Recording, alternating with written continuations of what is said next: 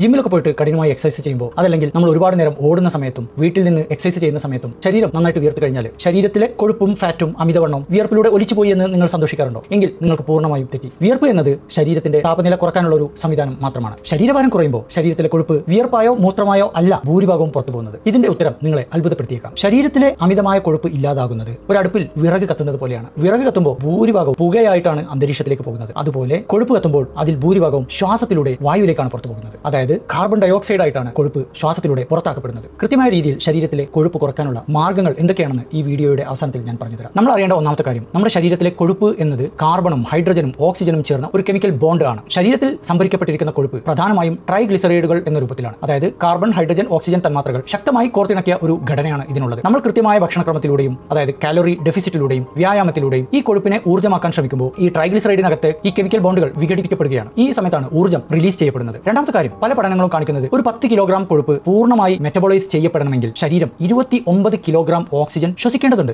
ഈ രാസപ്രവർത്തനത്തിന്റെ അവസാനം ഉണ്ടാകുന്ന ബൈ പ്രൊഡക്റ്റുകളിൽ 84% കാർബൺ ഡയോക്സൈഡ് ആയിട്ടാണ് മാറുന്നത്. ഈ കാർബൺ ഡയോക്സൈഡ് രക്തത്തിലൂടെ ശ്വാസകോശത്തിലെത്തുന്നു. നമ്മൾ ശ്വാസം പുറത്തുവിടുമ്പോൾ അന്തരീക്ഷത്തിലേക്ക് കലരുന്നു. മൂന്നാമത്തെ കാര്യം, ഈ പറഞ്ഞ രീതിയിൽ മെറ്റബോളൈസ് ചെയ്തതിനു ശേഷം ബാക്കി വരുന്ന ഒരു ചെറിയ ഭാഗം മാത്രമാണ് ദ്രാവക രൂപത്തിൽ പുറത്തു പോകുന്നത്. എന്ന് വെച്ചാൽ ബാക്കിയുള്ള 16% ജലമാണ്. ഈ ജലം ആണ് പിന്നീട് ശരീരത്തിൽ നിന്ന് മൂത്രത്തിലൂടെയോ വിയർപ്പിലൂടെയോ കണ്ണീരിലൂടെയോ വരെ പുറത്തു പോകുന്നത്. അതായത് വിയർപ്പ് എന്നത് കൊഴുപ്പ് കത്തുമ്പോൾ ഉണ്ടാകുന്ന വളരെ ചെറിയൊരു ബൈ പ്രൊഡക്റ്റ് മാത്രമാണ്, അല്ലാതെ കൊഴുപ്പ് നേരിട്ട് വിയർപ്പായി മാറുന്നതേയില്ല. നാലാമത്തെ കാര്യം, നമ്മൾ കൂടുതൽ ശ്വാസം എടുക്കുമ്പോഴാണ് കൊഴുപ്പ് കൂടുതൽ ഇല്ലാതാകുന്നത് എന്ന് മനസ്സിലാക്കുക. നമ്മൾ ഓടുമ്പോഴോ കഠിനമായി വെയിറ്റ് ട്രെയിനിങ് എക്സർസൈസ് ചെയ്യുമ്പോഴോ നമ്മുടെ ശ്വസന നിരക്ക് ക്രമാതീതമായി കൂടാറുണ്ട്. ഹൃദയമിടിപ്പ് കൂടുകയും ശ്വാസകോശം വേഗത്തിൽ പ്രവർത്തിക്കുകയും ചെയ്യുന്നത് കൂടുതൽ ഓക്സിജൻ ഉള്ളിലേക്ക് എടുക്കാനും കത്തിയ കൊഴുപ്പിന്റെ ബൈ പ്രൊഡക്റ്റ് ആയ കാർബൺ ഡയോക്സൈഡിനെ വേഗത്തിൽ പുറന്തള്ളാനുമാണ്. അതുകൊണ്ടാണ് വെറുതെ ഇരുന്ന് വിയർക്കുന്നതിനേക്കാൾ ശ്വാസം എടുപ്പ് കൂട്ടുന്ന വ്യായാമങ്ങൾ ചെയ്യുമ്പോൾ കൊഴുപ്പ് കൂടുതൽ കുറയുന്നത്. ഇനി കൃത്യമായ രീതിയിൽ ശരീരത്തിലെ അമിതമായ കൊഴുപ്പ് കുറയ്ക്കാനുള്ള മാർഗ്ഗങ്ങൾ എന്തൊക്കെയാണ്? ഒന്നാമത്തെ കാര്യം, വിയർപ്പ് കൂട്ടാനുള്ള കൃത്രിമ വിദ്യകൾ ഒഴിവാക്കുക. വിയർക്കാൻ വേണ്ടിയിട്ട് കട്ടിയുള്ള വസ്ത്രങ്ങൾ ധരിക്കുന്നതോ പ്ലാസ്റ്റിക് ബെൽറ്റുകൾ വയറ്റിൽ ചുറ്റുകയോ ചെയ്യുന്നത് വഴി ശരീരത്തിലെ വാട്ടർ വെയിറ്റ് അഥവാ ജലാംശം മാത്രമാണ് കുറയുന്നത്. ഇത് കൊഴുപ്പ് കുറയ്ക്കില്ല. രണ്ടാമത്തെ കാര്യം, ശ്വസനത്തിന്റെ വേഗത വർദ്ധിപ്പിക്കുന്ന വ്യായാമങ്ങൾ ചെയ്യുക.